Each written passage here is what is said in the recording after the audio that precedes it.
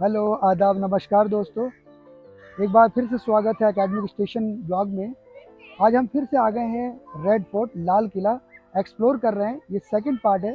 आपको first part में आपको दिखाया मीना बाज़ार, दीवाने आम और भी चीज़ें दिखाई आपको, वो देख लीजिएगा। अब हम सेकंड पार्ट स्टार्ट कर रहे हैं। आपको दिखाने जा रहे हैं बहुत इंपॉर्टेंट चीज़ें यहाँ पर जो अंदर हैं, जैसे मोती मस्जिद, दीवाने ख़ास और भी बहुत सारी चीज़ें हैं। आप हमारे साथ बने रहिएगा, स्किप मत कीजिएगा, लास्ट तक वीडियो देखिएगा ताकि पूरी इन्फॉर्मेशन आप तक पहुँचे। दोस्तों, ये सामने जो आप देख रहे हैं, ये है रंग महल यानी हॉल ऑफ एंटरटेनमेंट। यहाँ बादशाह शाही मेहमानों को एंटरटेन किया करते थे। यहाँ पार्टीज़ वगैरह की जाती थी। यहाँ महल को ठंडा करने के लिए पानी डाला जाता था। उस ज़माने में एसी नहीं था, तो यही एक ज़रिया था महल को ठंडा करने के लिए। इन महलों में सोने, चांदी, हीरे जवाहरात जुड़े हुए थे। 1739 में एक ईरानी इन्वेडर ने हमला करके उनको हरा दिया और सारे हीरे जवाहरात ईरान ले गए थे। उस बादशाह का नाम था नादिर शाह। उनमें दो चीज़ें बहुत ही इम्पोर्टेंट थी। एक तो जहाँ शाहजहाँ बैठते थे उसका नाम था तख्त ताउस, जो सामने आप देख रहे हैं, पीकॉक थ्रॉन। दूसरा, उनके पास हिंदुस्तान का सबसे कीमती हीरा था, कोहिनूर। तो ये दोनों चीज़ें नादिर शाह अपने साथ ले गया। आजकल जो आपके सामने ये सिंहासन दिख रहा है, वो तेहरान के नेशनल म्यूज़ियम में रखा हुआ है, जो असल है। लेकिन जो कोहिनूर डायमंड है, उसे टावर ऑफ लंदन में रखा गया, जो ब्रिटिश में है।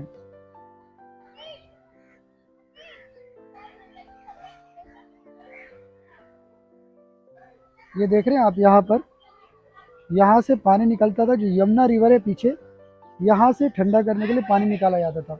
आप वहाँ देखिए सामने, ये फुवारा हुआ करता था वहाँ पर, और जिससे ये महल पूरा ठंडा हो जाया करता था। ये मेहमानों के लिए ख़ास था। यहाँ पर जो लोग मेहमान आया करते थे बादशाह के, यहाँ पे ठहरा करते थे। ये सुरंग वाला रास्ता है, ये सीधा जमुना की तरफ निकलता था, जहाँ से बादशाह कश्ती में बैठकर, बोट में बैठकर जाया करते थे। तो ये प्राइवेट रास्ता हुआ करता था।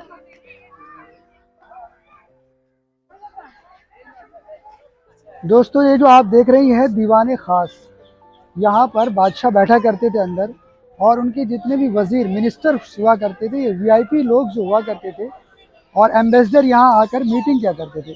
अंदर तख्त ताउस लगा होता था और वहाँ पर बादशाह बैठकर मीटिंग किया करते थे। और ये आप देख रहे हैं, यहाँ पर जितने भी वज़ीर हुआ करते, इनके वज़रा हुआ करते थे, मिनिस्टर्स, सारे यहाँ पर बैठकर मीटिंग किया करते थे। और ये जो आप देख रहे हैं, ये कलाकृति, ये जितने भी आप देख रहे हैं, ये सारे डिज़ाइन ईरानी कल्चर से आया हुआ डिज़ाइन किया है। आप वहाँ देख सकते हैं, ये फ्लावर्स जो बनाए गए हैं, वो सब वहीं का डिज़ाइन है। क्योंकि यहाँ पर फ़ारसी बोली आती थी, और जितने भी नाम यहाँ पर आप देखेंगे सारे पर्शियन में हैं। आप अंदर देखेंगे तो ये जो मार्बल्स है, ये मार्बल्स सारे संगमरमर हैं। ये देखिए कितना मोटा है, ये पूरा अंदर तक आप देखेंगे बहुत ही क्लियर है। और यहाँ पर आप देखिए, ये सारे डिज़ाइन ईरानी डिज़ाइन है। उसके बाद इंडियन ने भी इसको सीखा, फिर उसको बनाना शुरू किया। तो आप अंदर एक बार दिखाऊंगा आपको, अंदर की साइड।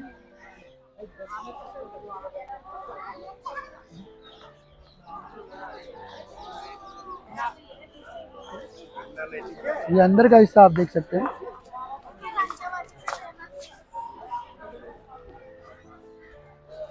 वो सामने तख्त ताउस है, वहाँ बैठा करते थे बादशाह। और ये जो खाली हिस्सा आप देख रहे हैं, यहाँ पर मिनिस्टर्स हुआ करते थे।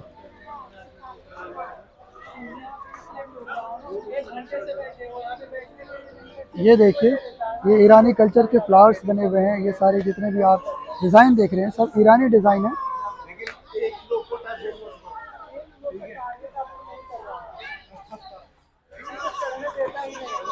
लेकिन यहाँ पर बैठना मना है, इसलिए गार्ड यहाँ मना कर रहे हैं यहाँ बैठने से।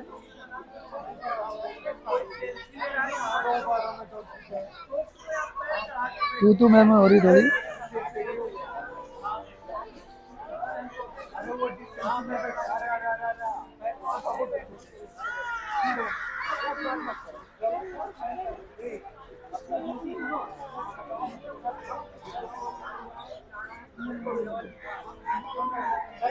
अरे सुनाओ मत एक घंटे इधर भी देखो इधर भी देखो। यहाँ पे एक मोटी खूबसूरत बात हो वो खत्म हो जाए, ठीक है। अपने सीनियर को बोलना है यहाँ पे एक मोटी खूबसूरत बात।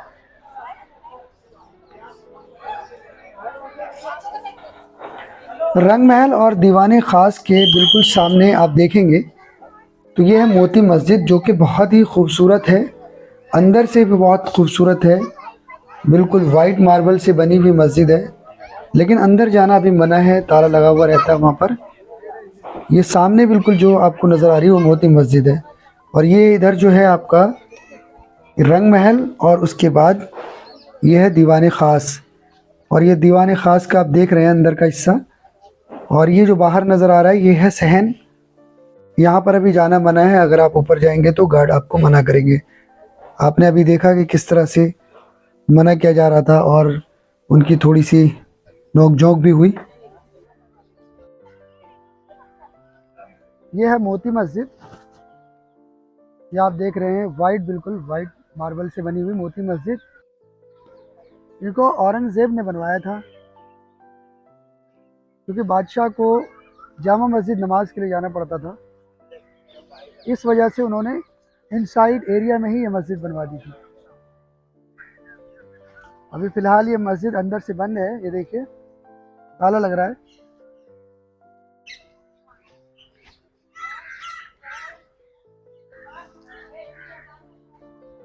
इतिहास से पता चलता है कि मोती मस्जिद लाल किले में स्थित एक अनोखी मस्जिद का निर्माण मुग़ल बादशाह औरंगज़ेब ने अपनी दूसरी पत्नी नवाब बाई के लिए बनवाई थी। इस मस्जिद को तकरीबन बनने में 1 साल का वक्त लगा था। मोती मस्जिद में औरतों को की जाने की इजाज़त थी, और औरंगज़ेब ने इस मस्जिद के निर्माण इसलिए कराई थी ताकि लोग वहाँ पर नमाज अदा कर सकें और औरतें भी उसमें नमाज अदा कर सकें। 1857 के विद्रोह में ये मस्जिद बहुत नुकसान हुआ था, हालांकि मोती मस्जिद का फिर से दोबारा से निर्माण कराया गया था। मोती मस्जिद की संरचना की बात करें तो इस मस्जिद की संरचना को इंडो इस्लामिक वास्तुकला में बनाया गया था।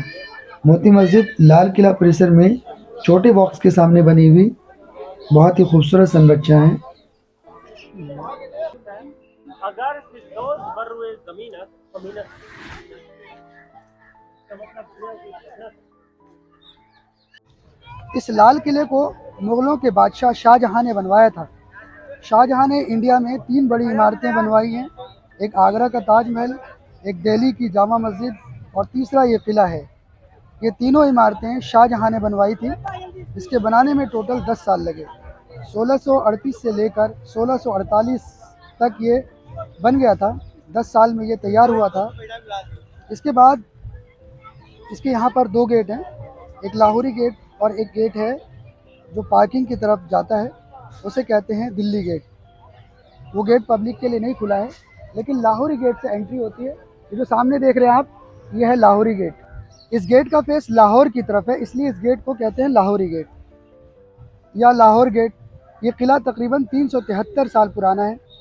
इनमें पत्थर लगे हैं, वो लाल पत्थर है जो राजस्थान से आता है, क्योंकि सारा का सारा किला लाल पत्थर का बना हुआ है, इसलिए इसे लाल किला कहते हैं।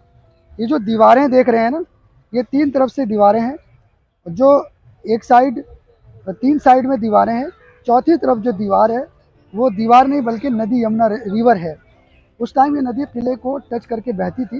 ये जो किले के साथ नहर बनी हुई है, ये उस टाइम हमेशा पानी से भरी रहती। ये जो सामने बाज़ार देख रहे हैं, ये है मीना बाज़ार।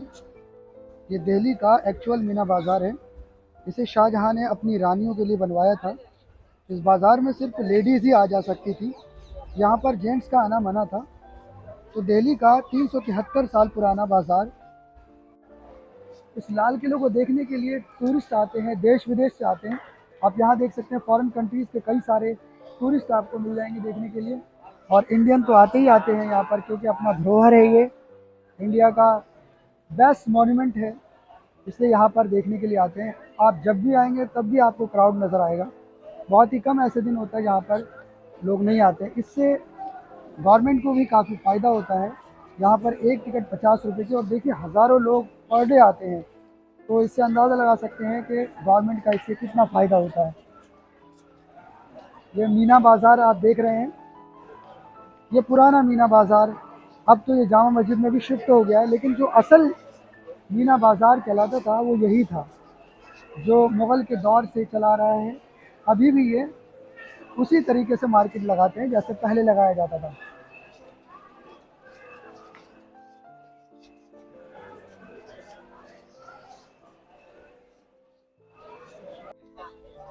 दोस्तों ये जो मेरे पीछे देख रहे हैं ना, ये नौबत खाना है। ये पर्शियन लफ्ज़ है। नौबत खाना मतलब होता है ढोल नगाड़े बजाने की जगह। तो यहाँ पर जब बादशाह आया करते थे तो यहाँ पर ढोल नगाड़े बजाकर उनका स्वागत किया जाता था, वेलकम किया जाता था। तो यहाँ अंदर रखा करते थे वो, और यहाँ पर बजाया करते थे ताकि बादशाह का स्वागत किया जा सके। अंदर आपको दिखाएंगे कहाँ पर रखते थे वो। चलिए मेरे साथ बने रहिए, आइए। ये नौबत खाना है, इनसाइड आप देख सकते हैं।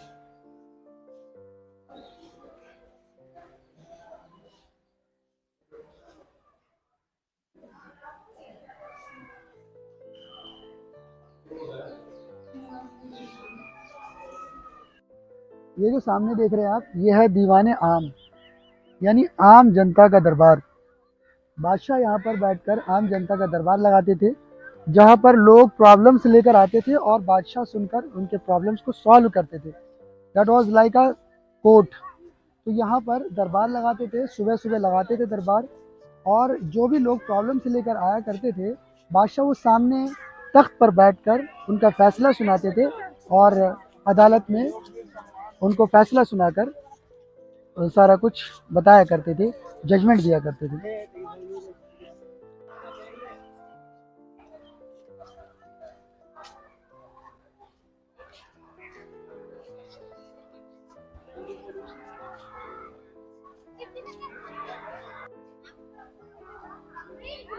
ये क्लोजअप दीवाने आम की तस्वीर देखिए। यहीं पर बादशाह बैठा करते थे और उनकी पब्लिक यहाँ पर बैठा करती थी पीछे। तो दोस्तों आज हमने आपको लाल किले की सैर कराई, आपको सारी हिस्ट्री बताई। उम्मीद है आपको ये बहुत पसंद आई होगी, और कौन सा पार्ट आपको इनमें अच्छा लगा आप ज़रूर हमें कमेंट करके बताइएगा। और अगर आप तक अभी तक आपने सब्सक्राइब नहीं किया तो प्लीज़ इसको सब्सक्राइब कीजिए, लाइक और शेयर ज़रूर कीजिएगा ताकि लोगों तक ये हिस्ट्री पहुँचे। फिर से मुलाकात होगी नई जगह पर, इसी तरह हमारे साथ बने रहिए, अपना ख्याल रखिए। Thank you so much.